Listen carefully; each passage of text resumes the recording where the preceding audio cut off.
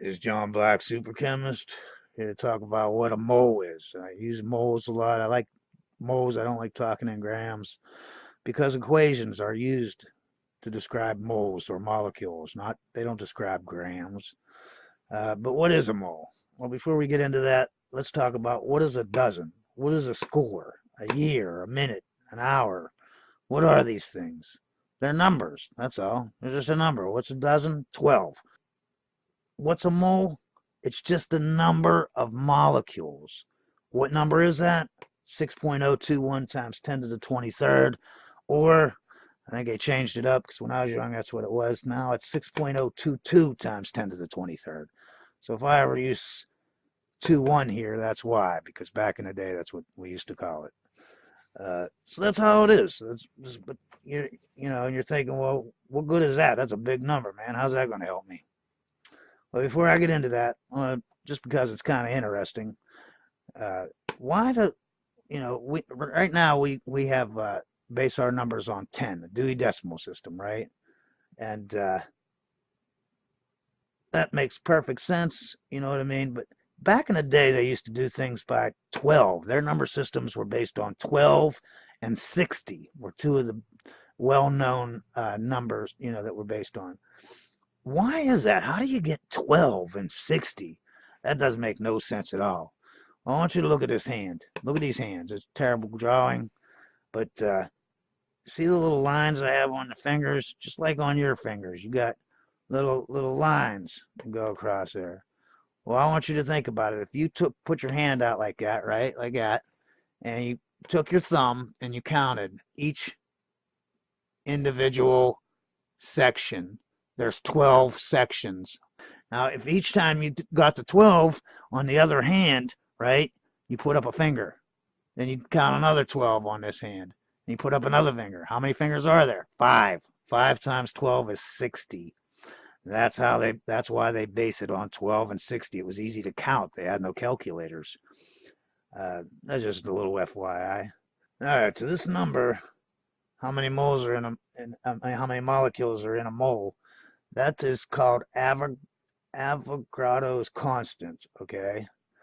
And it's very, very helpful, okay? I want you to think about something, how this is helpful, okay? Molar masses are how you figure out your equations, right? Now here, let's figure out what H is, okay? What's the molar mass of H? Now I want you to look here on this periodical chart. It's going to tell you some numbers, right? Look here at boron. It says 10 point whatever, 10.811, okay? Carbon, 12.041. I can't see, but it's 12 point something. Look at hydrogen, 1.008. That's where you get the molar mass of each element, okay? And then I'm going to tell you what you do with that molar mass, okay? H is hydrogen. We're not saying H2. We're saying the element hydrogen, right? It's 1.08. And there's a reason for that, okay? And that's where Avogadro's constant comes in, right? The weight of one nucleon, okay? And a nucleon is either a proton or a neutron. Just an FYI, people call that a Dalton or a, what is it? AMU, atomic mass unit, multiplied by Avogadro's constant equals 1 gram. So that means if I have a proton or a neutron, I hold it in my hand, okay, and then I multiply that by Avogadro's number. So this is how many protons I have in my hand, or neutrons, right? I have them in my hand right here. Protons or neutrons. I got that many in my hand, right? That means I have a gram of protons in my hand, okay? Well, why is H1?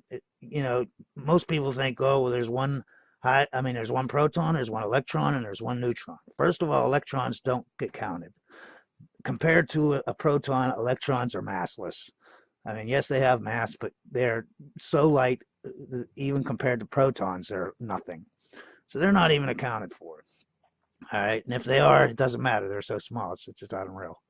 But 90%, and I'm making up numbers here, but 90% of all hydrogen in the universe only has one proton. Okay, it doesn't have any neutrons. Okay, very little hydrogen has a neutron. All right, and when they figure out these molar masses, they're figuring out for the average isotope. Okay, so the average isotope, or the average of all the isotopes together, and since most of them only have one uh, proton and no neutrons, it would be 1. The 0.008 comes from the small percentage of hydrogen that has a neutron. That's what added on. It wasn't the electrons that added this weight on. It was the fact that some of the isotopes are, incorporated into this math, and that's how they figured it out. Now, carbon, it is 12. We know it. It's 6 on the periodical chart. So it has 6 neutrons, 6 protons. That's 12, right? So that would mean 12 grams. It's that simple. All right, the best way to learn this is to do an example, okay? When you see an equation like this, right, you got a base and acid, you're making salt water, right? These equations have numbers. You don't see the 1 because 1 times anything is itself, so you don't put the 1 in. But this means 1 molecule plus 1 molecule yields 1 molecule of this and 1 molecule of that, okay? Now, we as chemists can't use molecules because it's hard to count them. They're very small. So what we use is moles, right? So this also could mean 1 mole of sodium hydroxide plus 1 mole of this yields 1 mole of that and 1 mole of that, okay? You're like, well, how do I know how much a mole is? Well, we just figured that out, right? We go to the periodical chart, we look up sodium, we look up oxygen, and we look up hydrogen. 23, 16, and 1. We add them together. It gives us 40. That means 1 mole of sodium hydroxide is 40 grams. So if we're going to do this all in moles, we would add 40 grams of this. How much of the HCl? It's a liquid. And it has water in it. It's confusing. What I do with this is minus 32%. I get it at Lowe's. That means it's 10 molar, which makes it nice and simple. 10 molar means that in a liter of solution, you have 10 moles of HCl. A liter of hydrochloric acid, you have 10 moles of HCl. So that's easy to figure out, right? If 10 moles are in 1,000 milliliters, or 1 liter, then 1 mole is in 1/10 of this, which is 100 milliliters. So you'd add 100 milliliters of HCl, 40 grams of sodium hydroxide, and there you go. Do your reaction. If let's say you wanted to do more, you wanted to do less. You're like, well, what if I don't want to do an exact mole? Well, okay, fine. Let's say you do half of 40 grams and you do 20 grams. Well, then you do half of this. Instead of 100 milliliters, put in 50 milliliters. Put in 5 times this, put in 5 times that. Whatever you multiply or divide this by, you have to multiply or divide the same exact amount on all these other stuff. There's only 2 here, but you know what I'm saying? If there was more, you'd have to do it to every last one of them, so that they would all be 10%, or they would all be 5 times. And keep in mind when you're making a molar solution, like let's say you want to make a solution of 4 molar sodium hydroxide. You don't take a liter of water and throw in your sodium hydroxide, because then your solution will be more than a liter. What you do is you take a half a liter, dissolve your sodium hydroxide in it. Then after it dissolves, you fill in more water so that it adds up to a liter, okay? Otherwise, you'll have more than a liter and you won't have your exact molarity. That's called molarity. You say, what's the molarity of 32% hydrochloric acid? It's 10 molar. Let's do another example. We got calcium chloride plus sodium sulfate yields calcium sulfate and sodium chloride.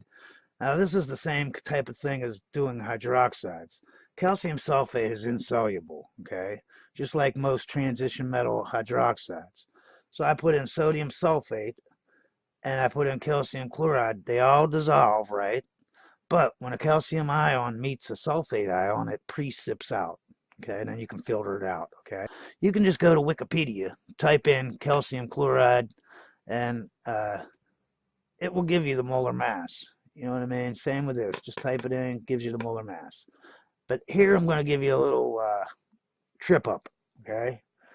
This that we have we figured out if it was anhydrous, but what if it's a decahydrate, where water molecules are incorporated into the crystal lattice? A decahydrate has 10 hydrates, right? Well, then you'd have to figure that out, right? So HHO, that's 18 grams per mole for water. You have 10 of them, right? For every molecule of this, you got 10 of these. So that means you multiply that by 10, that's 180. Now you take this for the weight of that, and you take this for the weight of the water, and you add them together, see? So now it's 322 grams per mole. So if you did this reaction and you had this, and it wasn't anhydrous, it has the decahydrate, you'd need 110 or 111 grams of this, and then you'd need 322 grams of the sodium sulfate, not 142, because 180 grams of that would be water. So you have to take that into consideration. You know, if you have any hydrates, always remember, especially if it's a decahydrate, that's a lot of weight. This example, I chose it because it's a liquid. Here's my thing. I'm oxidizing alcohol with sulfuric acid and dichromate to make formaldehyde. Okay. Now here's a secret to the you know, instead of figuring out how many carbons, and there's 12 for that, and there's oxygen, that's 16, and adding everything up to get your molar mass, you can just go to Wikipedia, type in ethanol, and look to the right. It'll have a picture of ethanol and a bunch of statistics or properties. Scroll down and you'll see molar mass, and it'll tell you what it is. Same with sulfuric acid. Just type in sulfuric acid, scroll down, you know, where all the little properties are, and you'll see it says 98 grams per mole. Now, two things below that is the density. You would write that down too. And the reason why is, I mean, you could just weigh this stuff up. You don't have to do this if you don't want to. I prefer to weigh, I don't like to weigh liquids up. I like to measure them. So what I do is I take the molar mass divided by the density. You can see I just put it right down here. That tells me how many, because this is grams per mole. And I'll cancel out the grams and put milliliters in there, right? Cancel the grams off. It'll be milliliter per mole. Now I know I need 58 milliliters per mole of ethanol. Now I do the same thing here. I divide the molar mass by the density. I get 53 milliliters per mole, but this is different. That's why I chose this. Sulfuric acid has 2% water, right? So I take this and I divide by 0.98. Now if I had 90% sulfuric acid, I'd divide by 0.9. If I had 92%, I'd divide by 0.92. If I had 40%, I'd divide by 0.4, etc. That gives me how many 54.4 milliliters of sulfuric acid would be equivalent to 1 mole. All right, so we already figured out it was 58 milliliters for a mole of ethanol. We need 3 moles, though. That's why I chose this example. So you multiply that by 3, get 174 milliliters. Figured out it was 54 milliliters for the sulfuric acid, but you need 4 moles. So 4 times that is 217 milliliters. We looked this up on Wikipedia. It's 294 grams per mole. So these are the ratios you need.